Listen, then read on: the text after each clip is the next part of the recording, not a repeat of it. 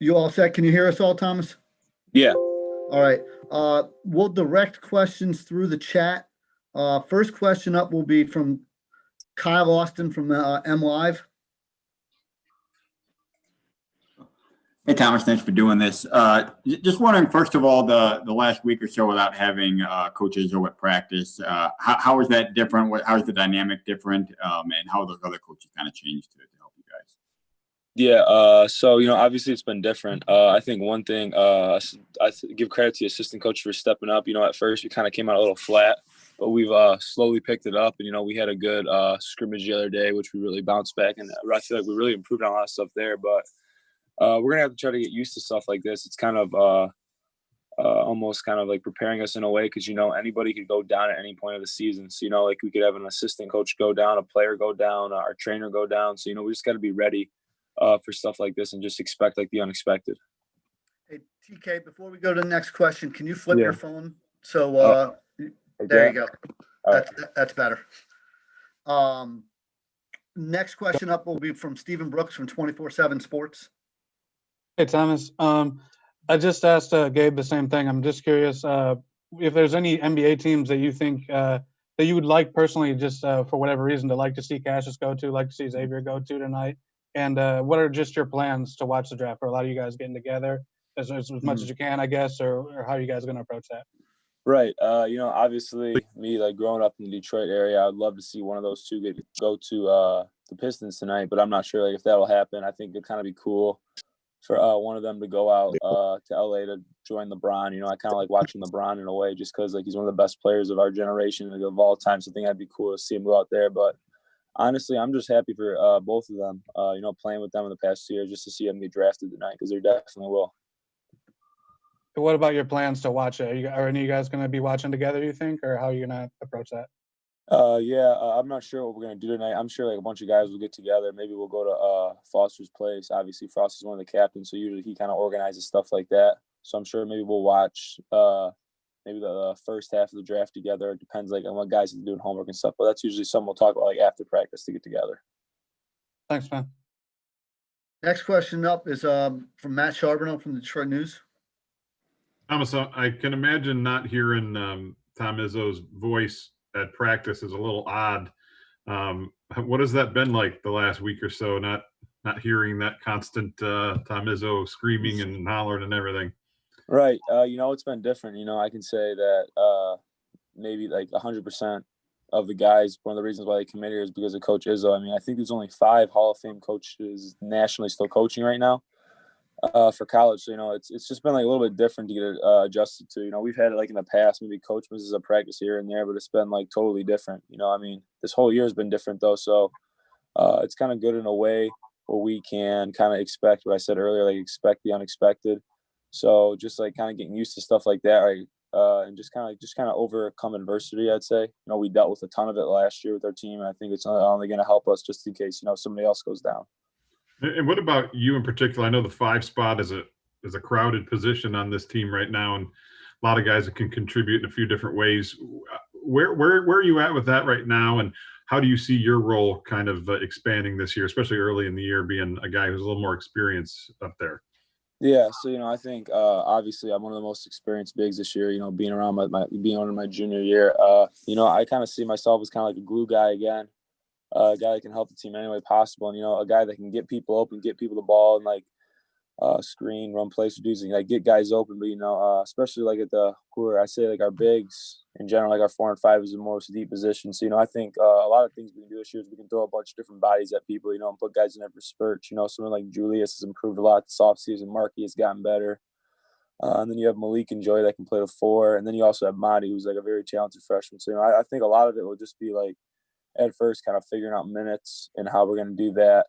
And just like getting our legs underneath us and our air, just getting used to that. But I don't know really how like minutes are going to go, but I think I've had a pretty good fall camp.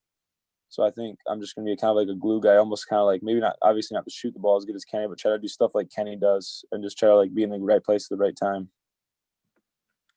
Next question is from Chris Solari from Detroit Free Press. Hey, Tom, it's good to see you.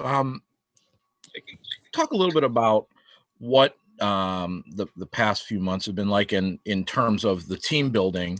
Yeah. And coach always talks about trying to get a player-led team. Who's kind of stepped forward, do you think, in that role from a vocal standpoint right now, especially with him out?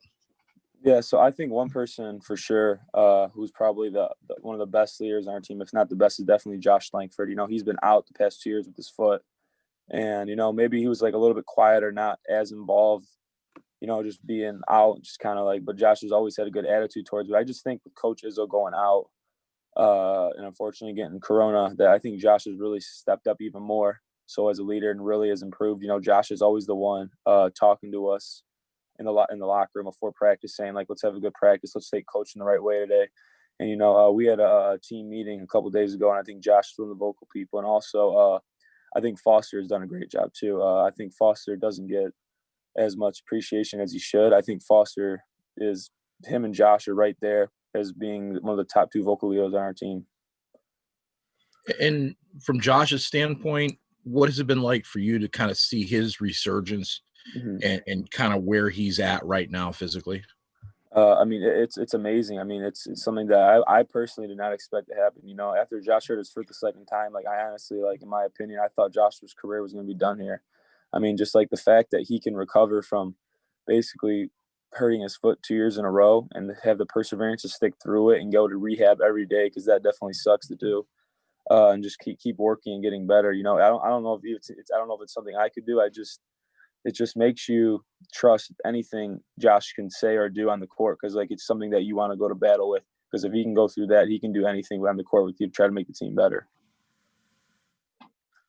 Next question is from Audrey Dahlgren from WLNS. Hey, Thomas, I hope you're doing well. I wanted to ask you in terms of obviously not having a full schedule set in place yet, but you do have, seems like your non-conference games are all set in stone. How nice is it to be able to keep that Champions Classic game with Duke? And then also your perspective on facing Virginia in the Big Ten ACC Challenge and, with Joey going up against his brother. Yeah, right. So to start with Duke, I think it's really good that we can stay in that and keep that going, because I think that I'm not sure if it's the first game this year or not, how like it usually is for college basketball, but the fact that you have 4 Final Four every year caliber teams that can play in that, it really gets you ready for almost Big Ten play in a way, because especially how good the Big Ten play this year, you could play an NCAA tournament basically every game this year. So I think that's huge for us to continue to keep playing in that and keep that on the schedule. Then also Virginia, they're again another Final Four team. I just think both of those games, well, obviously with Joey's brother, it's going to be cool for those two to play each other, and hopefully they can guard each other throughout the game. I think that'd be kind of cool to kind of watch, like when you're not playing the game, when you're sitting out getting a break or whatever. But I think it's just good for us to play those Big Ten games before the Big Ten to get ready for teams, like Illinois, Michigan, Iowa. The guys with a bunch of returning people, so it'll be good for us before Big Ten. Thank you. Yep. We have time for a couple more questions. We'll go to Kyle Austin from MLive. Tom, I'm just wondering what kind of general kind of philosophy you have to take towards this year. Obviously, that there's a likelihood games get canceled, games get moved. You might have guys out because different. How much you have to kind of change your mindset and be flexible kind of when you think about this issue?